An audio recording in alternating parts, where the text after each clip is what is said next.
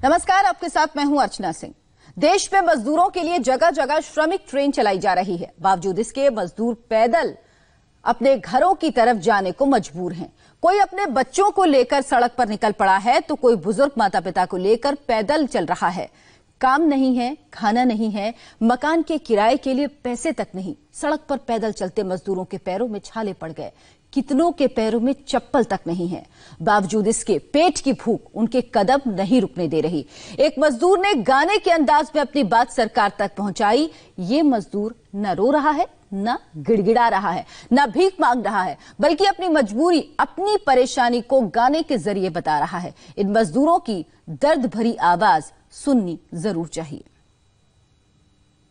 हम मजदूरों को गांव हमारे भेज दो सरकार, सूना पड़ा घर द्वार। हम मजदूरों को गांव हमारे भेज दो सरकार, सूना पड़ा घर द्वार। मजबूरी में हम सब मजदूरी करते हैं, घर बार छोड़ करके शहरों में भटकते हैं। हो मजबूरी में हम सब मजदूरी करते हैं, घर बार छोड़ करके शहरों में भटकते हैं। जो लेकर हमको आए वो ही छोड़ गए मझधार, कुछ तो करो सरकार। हम मजदूरों को गांव हमारे भेज दो सरकार, सूना पड़ा घर द्वार। हमको न पता था कि ये दिन भी आएंगे, कोरोना के कारण घरों में सब छिप जाएंगे। देश में जगह जगह सड़कों पर पैदल गांव जा रहे मजदूरों की तस्वीर आई। महिलाएं बच्चों को उठाए, सामान उठाए चली जा रही हैं। लाचारी की ऐसी तस्वीर जो किसी को भी हिला दे। इंडिया टीवी ने 10 शहरों में मजदूरों की ग्राउंड रिपोर्ट कवर की। क्या दिखा, मजदूरों ने क्या बताया, देखिए ये स्पेशल रिपोर्ट।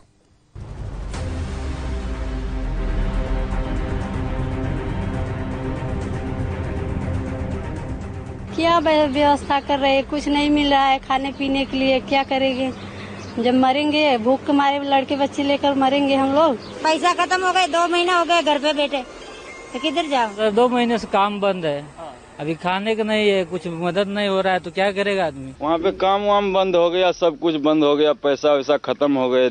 एक महीना 10 रोज हो गया, 40 रोज। हम लोग सोचे कि अब कहाँ खाएंगे, क्या रहेंगे, इससे बढ़िया जाना ही सही था। हम मजदूरों को गांव हमारे भेज दो सरकार, सूना पड़ा घर द्वार। पीड़ा की ये ऐसी तस्वीर है जिसके आगे हर कहानी बेमानी है। रोजी रोटी का संकट सिर पर और भूख दरवाजे पर खड़ी हो तो सब्र का बांध टूट जाता है और फिर ऐसी ही तस्वीरें दिखाई देती हैं।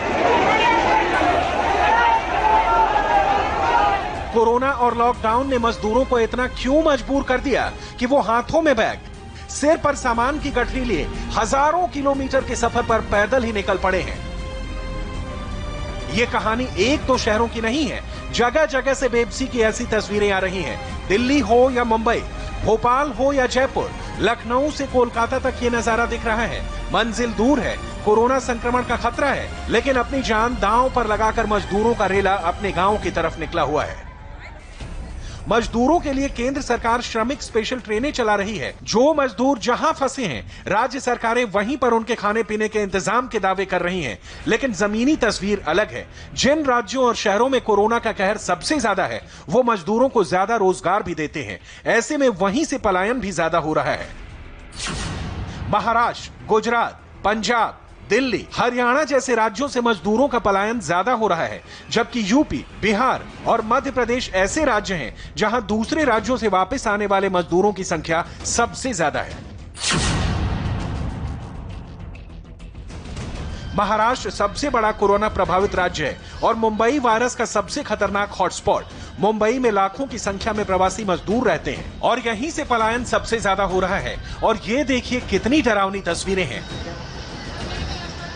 मुंबई के दहिसर इलाके से आई है। हजारों की भीड़ पैदल चली जा रही है। ना सोशल डिस्टेंसिंग, ना 2 गज की दूरी। इस भीड़ में महिलाएं हैं, पुरुष हैं, बच्चे हैं, बुजुर्ग हैं।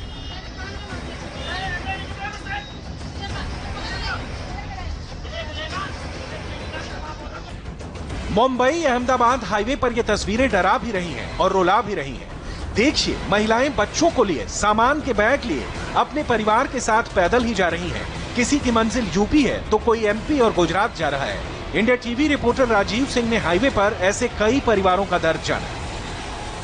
मुंबई से लोग पलायन कर रहे हैं और अपने गांव जा रहे हैं। सबसे अहम बात यह है कि लोग छोटे बच्चों को लेकर पैदल ही अपने गांव के लिए निकल पड़े हैं। सरसामान भी साथ में है।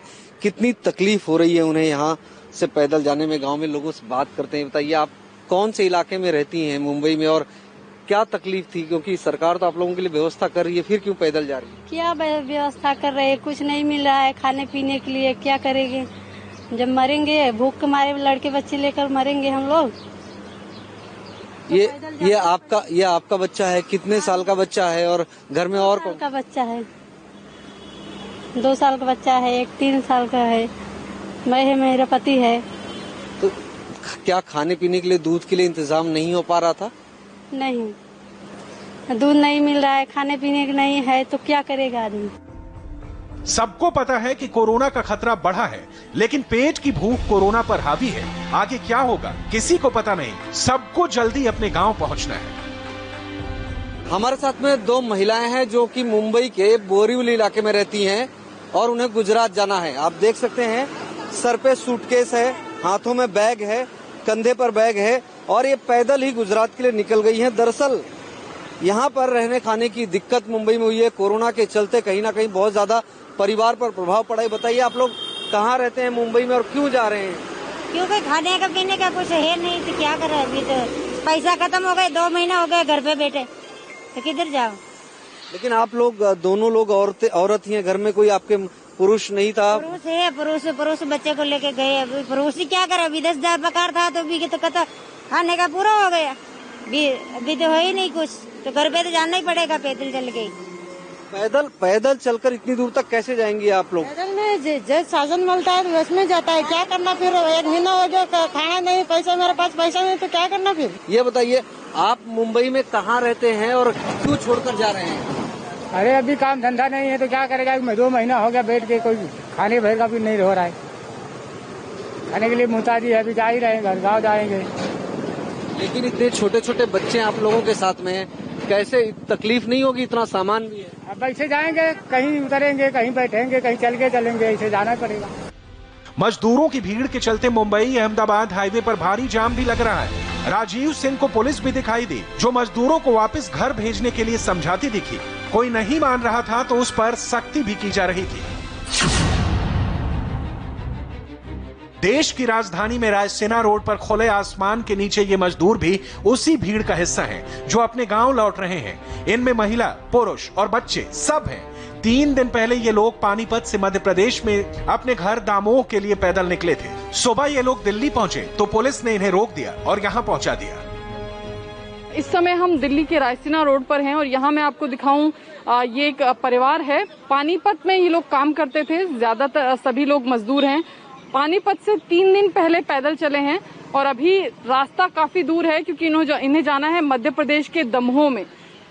तकरीबन 13 से 14 लोग हैं, जिसमें 3 छोटे बच्चे भी हैं, जो पानीपत से दिल्ली का सफर जो है अभी तक पिछले 3 दिनों में तय करके यहाँ पहुंचे हैं और आगे आने वाले दिनों में ये वापस जाना चाहते हैं मध्य प्रदेश में। तो यहाँ कैसे पहुंचे? यहाँ से पुलिस ने हमको छोड़ दिया। आधे यहाँ पे बोले हम तुमको छोड़ देंगे गाँव, वो बीच में छोड़ दिया फुटपाथ पे हम लोगों को, फिर कमेटी वाले ले आए, कांग्रेस वाले। 4 दिन हो गया हम लोगों को। तब से पैदल ही चल रहे हैं? हाँ, पैदल जा रहे हैं। खाने वाने का कैसे होता है? 2 गैल में मिल जाते तो बच्चों को खिला देते, 2 रोटी हम लोग खा लेते। मजदूरों को जो समझ में आ रहा है, जो जैसा कह रहा है वो कर रहे हैं। कोई पैदल गांव को निकला हुआ है तो कोई ट्रकों में छुपकर जा रहा है। दिल्ली में रविवार देर रात चेकिंग के दौरान ऐसे 2 ट्रक पकड़े गए जिनमें करीब 100 प्रवासी मजदूर छिपकर अपने गांव जा रहे थे। इनमें बच्चे और बुजुर्ग भी थे। इन दोनों ट्रकों को शकरपुर और लक्ष्मी नगर की पिकेट पर रोका गया। ये ट्रक आजादपुर और कश्मीरी गेट इलाके से लखनऊ और आजमगढ़ के लिए निकले थे। सामान के साथ साथ 100 लोगों को भी ले जाया जा रहा था। दिल्ली से लखनऊ के लिए इनसे 1500 रुपए और आजमगढ़ जाने के लिए 500 रुपए लिए जा रहे थे।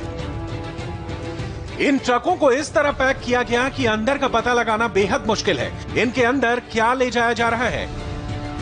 इन ट्रकों पर एसेंशियल सर्विस का पोस्टर लगा हुआ था और ट्रक ड्राइवर इसका फायदा उठाकर पुलिस को चकमा देने की फिराक में थे। कहां से आए हो? जी वजीरपुर। कहाँ जा रहे थे? जी आजमगढ़। कितने पैसे? 500 रुपए सर। 500 रुपए दिए थे? जी सर। कहाँ जा रहे थे? सर आजमगढ़। कितने पैसे? 500। तो यहाँ से दिल्ली से आजमगढ़ क्यों जा रहे हो? काम धंधा आने खाने पीने कुछ मिल नहीं रहा, क्या करेंगे? आप समझ सकते हैं कि ट्रक में मजदूरों को किस तरह ठूसा गया होगा। दिल्ली में कोरोना का खतरा लगातार बढ़ रहा है। बावजूद इसके ये लोग खुद की जान तो खतरे में डाल ही रहे हैं। जहां पहुंचेंगे वहां भी लोगों को खतरे में डालेंगे।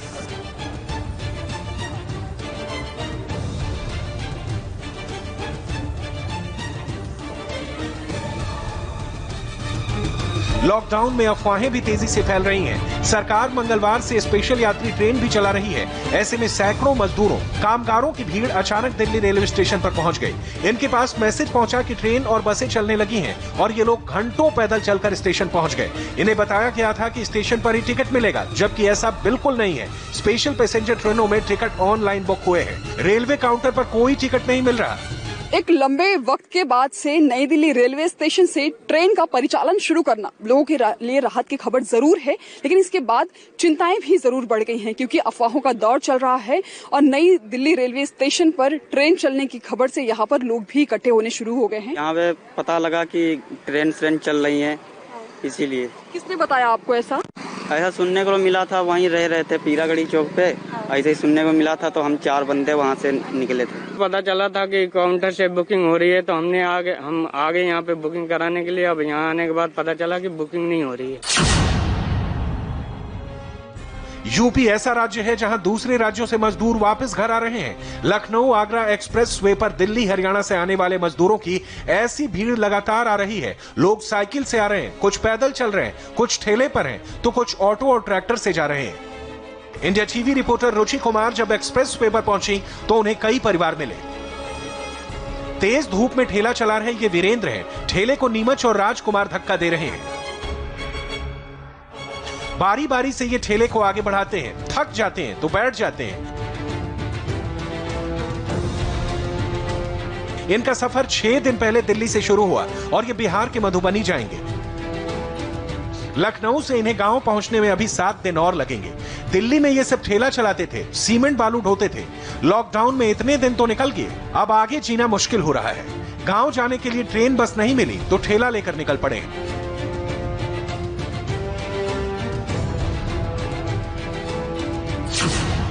दिल्ली से मधुबनी करीब 1300 किलोमीटर दूर है। अभी 500 किलोमीटर आए हैं, 700 किलोमीटर का सफर बाकी। आप लोग कहाँ से आ रहे हैं? दिल्ली से आ रहे हैं। दिल्ली से आ रहे हैं? हाँ जी। कहाँ जाना है? बिहार। कहाँ बिहार में? मधुबनी डिस्ट्रिक्ट। सुपौल मधुबनी। मधुबनी जाना है। दिल्ली से कब चले थे? बुधवार को चले थे। कितने दिन हो गए? 6 रोज आज हो गया। और अपने मधुबनी दिल्ली से कितना दूर है? अभी लखनऊ से आधे होगा, आधे उधर पड़ेगा। 600 किलोमीटर लखनऊ से। कैसे चलते हैं? पैदल चल के आते हैं? पैदल चलते हैं, चलाते भी हैं, थक जाते हैं, पैदल फिर चलते हैं। रुचि को एक्सप्रेस वे पर 2 परिवार ऑटो से बिहार के सीतामढ़ी जाते मिले। दिल्ली से सीतामढ़ी करीब 1100 किलोमीटर दूर है। इनका कहना है दिल्ली में परिवार चलाना मुश्किल हो रहा था, इसलिए ऑटो से निकल पड़े हैं। ऑटो गर्म हो जाता है तो हर 100 किलोमीटर पर सड़क के किनारे लगाकर उसे ठंडा करते हैं और फिर आगे बढ़ते हैं।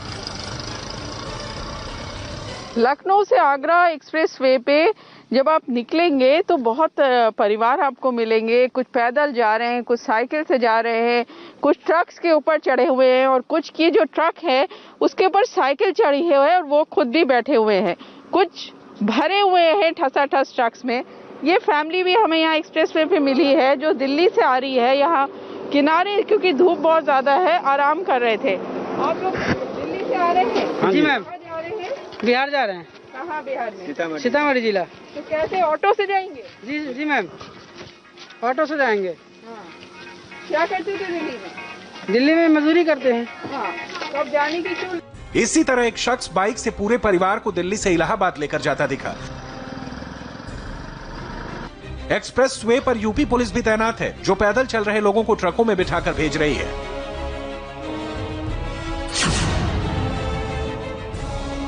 मजदूरों के पलायन की ये तस्वीरें एमपी के भोपाल विदिशा हाईवे की हैं। संवाददाता अनुराग अमिताभ ने देखा कि कोई मजदूर पैदल अपने गांव जा रहा है तो कोई ऑटो में अपने परिवार को ले जा रहा है। अपनी गर्भवती पत्नी के साथ ये हैं इलाहाबाद के रहने वाले उपेंद्र गौतम। ये मुंबई से आए हैं और इनकी मंजिल यूपी का इलाहाबाद है। उपेंद्र 10 साल से मुंबई में रहकर वैन चलाते थे। लॉकडाउन में रोजी रोटी का संकट खड़ा हुआ तो ये 8 महीने की गर्भवती पत्नी को लेकर घर के लिए निकल पड़े। और अभी एक ब्रेक का वक्त है। ब्रेक के बाद लद्दाख में क्यों भारत और चीन के बीच बढ़ी तनातनी।